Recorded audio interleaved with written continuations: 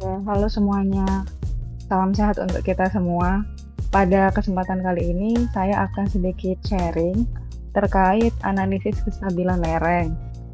Dalam dunia pertambangan, kestabilan lereng adalah hal yang sangat krusial. Jika lereng tidak stabil, maka akan terjadi longsor dan dapat membahayakan pekerja serta merugikan operasional. Kestabilan lereng dipengaruhi oleh hubungan antar gaya pendorong dan gaya penahan pada suatu lereng.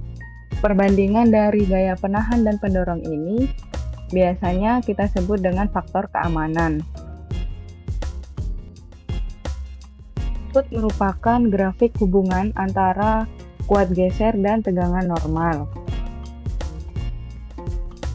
Dari grafik ini menunjukkan bahwa kuat geser suatu lereng dipengaruhi oleh kohesi, sudut geser dalam, dan tegangan normal. Hubungan ini dijelaskan oleh kriteria Moore-Coulomb dengan kesamaan tau sama dengan kohesi ditambah tegangan normal dikali tan theta. Untuk menganalisis lereng, kita perlu beberapa parameter, yakni yang pertama sudut geser dalam atau nilai Q, kohesi atau nilai C, dan jenis material atau gamma.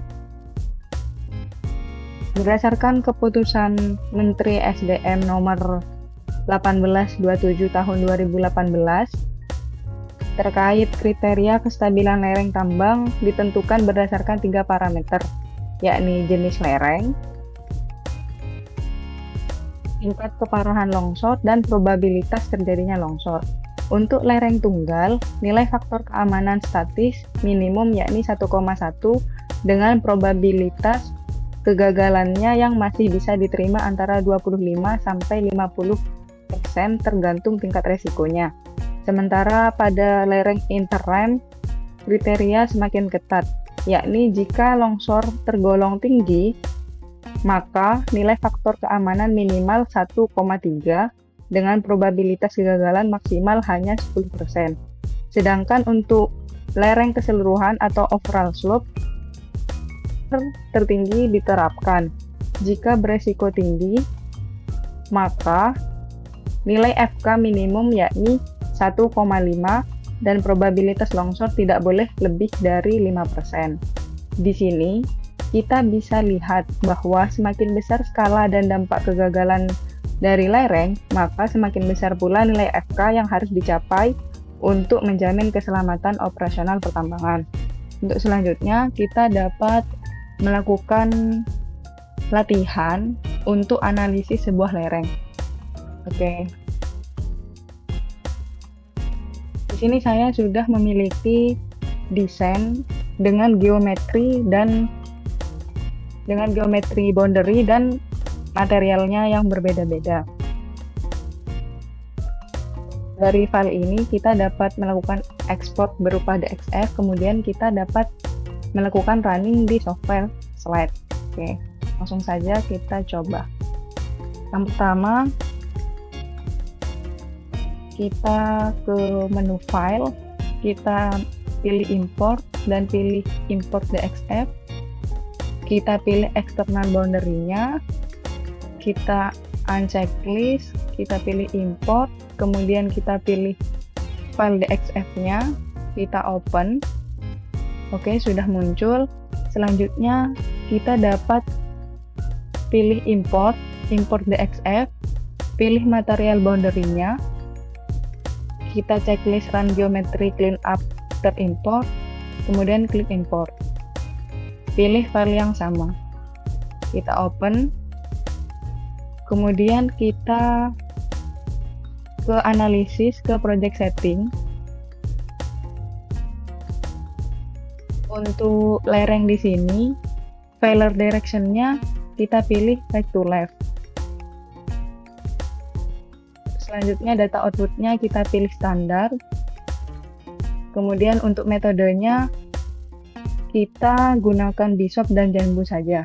Untuk Bishop ini kita memperhitungkan gaya normal dan gaya geser pada setiap irisan tanah. Dan untuk metode ini cocok untuk lereng dengan geometri yang sederhana hingga sedang. Dan dengan metode ini juga lebih konservatif dalam banyak kasus. Sementara menggunakan metode jambu simplified ini, sementara apabila menggunakan metode jambu simplified ini, kita memperhitungkan keseimbangan gaya horizon dan gaya vertikal, dapat digunakan untuk lereng dengan material yang tidak homogen atau geometrinya yang cukup kompleks, dan sedikit lebih fleksibel dalam menangani kondisi yang lebih rumit. Dari dua metode ini, pasti nantinya memiliki nilai FK yang berbeda. Coba kita lanjut saja. Kita pilih OK. Kemudian kita ke properties, kita define material. Sebelumnya saya juga sudah menyiapkan data material properties seperti ini. Jadi saya memilih datanya seperti ini. Jadi saya memiliki 4 material, yakni batu bara, claystone, sandstone, dan siltstone. Untuk di sini kita ganti saja langsung ke batu bara. Unit weight-nya yang kita isi di define material properties ini adalah unit weight, kohesi, dan nilai P. Ini kita ambil berdasarkan data Excel yang sudah kita siapkan.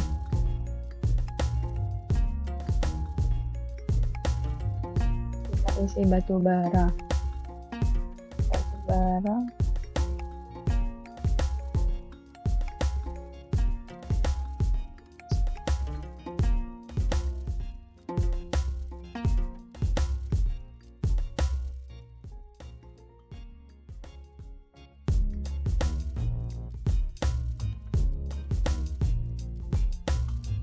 Sini kita juga ganti warnanya, warna hitam. Materialnya kita ganti sand.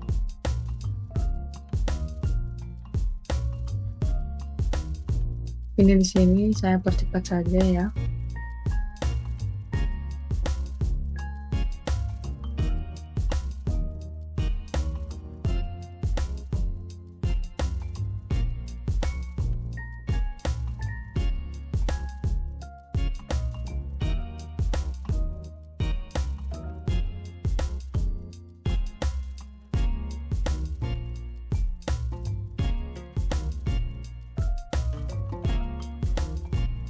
Apabila sudah selesai, maka kita klik OK saja.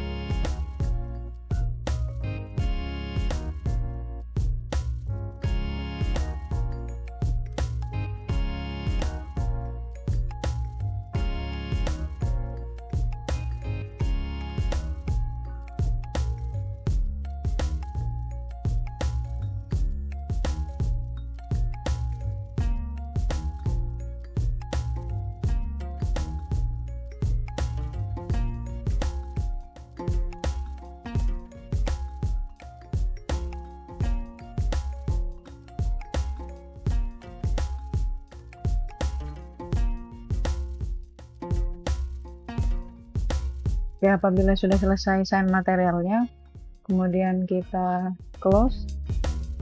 Oke, selanjutnya kita ke surface, kita add grid,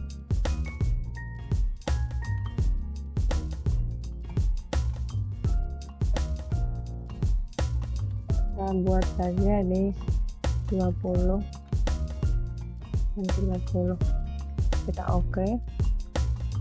Kemudian kita ke analisis compute, kita tunggu saja. Kemudian kita ke analisis lagi, kita ke interpret.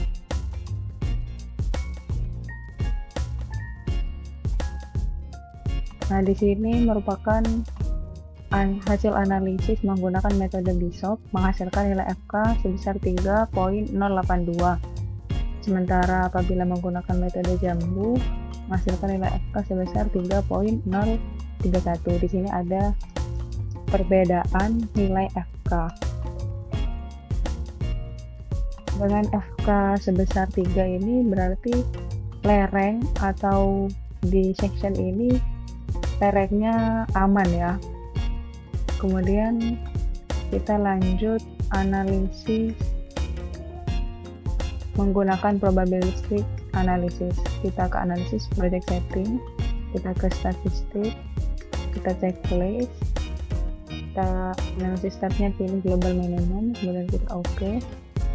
Kita ke statistik, pilih material, kemudian kita pilih add, pilih materialnya, batu bara, claystone, sandstone, dan siltstone. Kemudian kita next, pilih nilai kohesi, parameter kohesi, P, dan unit weight. Kita next saja. Distribusinya kita pilih distribusi normal, kemudian kita oke. Untuk nilainya ini kita udah ada data sebelumnya, jadi kita tinggal copy paste saja. Kita select, kita copy, klik di sini, kemudian pilih paste. Kita oke aja. Kemudian kita analisis lagi, kita compute, kita tunggu. Oke, kemudian kita ke analisis, kita interpret. Nah, di sini merupakan hasil FS atau faktor safety yang main ya. Ini rata-rata di 3,193 dengan metode Bishop, dan PF-nya di 0,000%, yang berarti sangat aman ya. Sementara dengan metode Jambu FK-nya sebesar rata-ratanya di 3,152. Pada kasus geoteknik seperti ini, FK yang digunakan biasanya FK yang paling kecil sebagai batas konservatif. Ya, kita lanjut. Kita akan menambahkan parameter untuk lereng dalam kondisi setengah jenuh.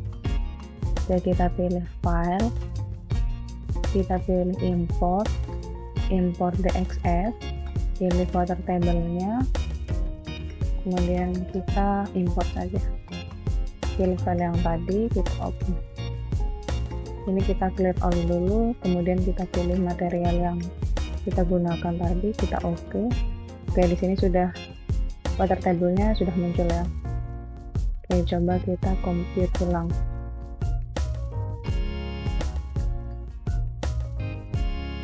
Kita analisis, kita interpret.